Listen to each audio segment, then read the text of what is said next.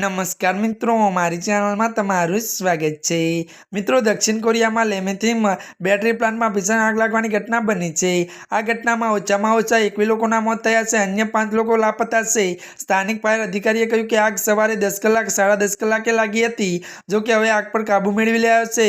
सियोलोनी दक्षिण आवेला एरिलेज सेल द्वारा संचालित फैक्टरी में भीषण आग लागी हती।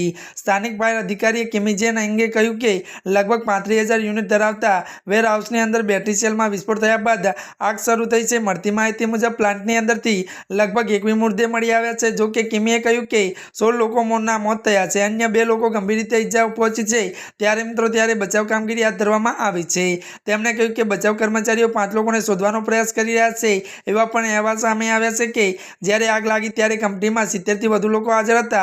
આ પ્લાન્ટ સ્થાપના વર્ષ 2020 માં થઈ હતી, જેનું સંચાલન એરિસેલના હાથમાં છે। આ કંપની સેન્સર રેડિયોન્સ સંચાર ઉપકરણો માટે લિથિયમ બેટરીનું ઉત્પાદન કરે છે।